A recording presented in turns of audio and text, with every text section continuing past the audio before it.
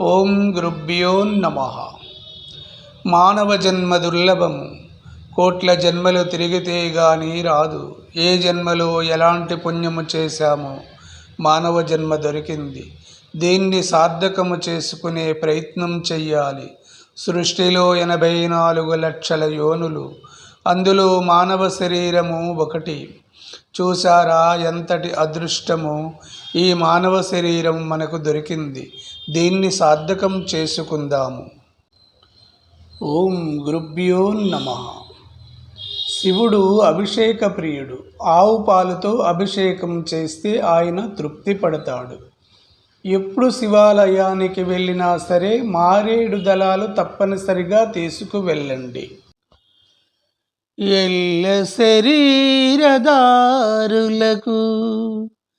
ఇల్లని చీకటి నూతిలో పలంద్రెల్లక వారు నేననుమతి భ్రమణమున బిన్నులై ప్రవర్తిల్లక సర్వమున్నతని దివ్య కళామయమంచు విష్ణునందుల్లంబు చేర్చి తారడవిలుండుట మేలు నిశాచరాగ్రని వింటే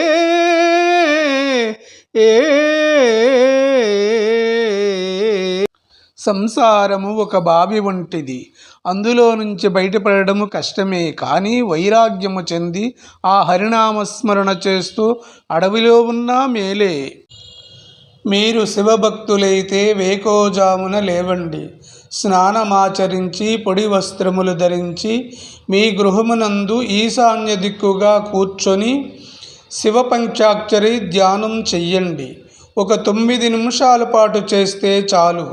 అంటే ఉదయం 4:51 నుండి 5 గంటల మధ్యలో చెయ్యాలి.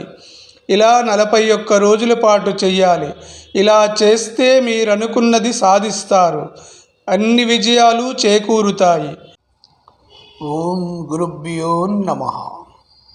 సంసార బంధము నుండి బయటపడి పరమాత్ముని చేరుకోవటానికి ఒకే ఒక్క మార్గం ఉన్నది. అదే వైరాగ్యం. అంతకు మించి ఇంకేమీ చేయలేరు. మీరు దేవాలయానికి వెళ్ళేటప్పుడు ఆ దేవతకు సంబంధించినటువంటి నైవేద్యము మీ ఇంటి వద్దనే తయారు చేసి ఆ దేవతకు నైవేద్యం నివేదించి ఆ తరువాత భక్తులకు పంచిపెట్టాలి.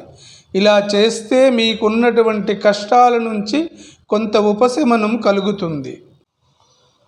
ఓం నమః శివాయ.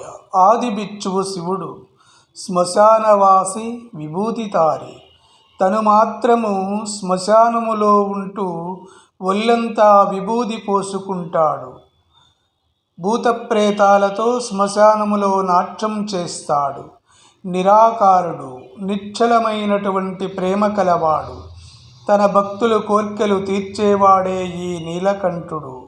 భక్తితో సేవించే వారిని తన ఒడిని చేర్చుకుంటాడు.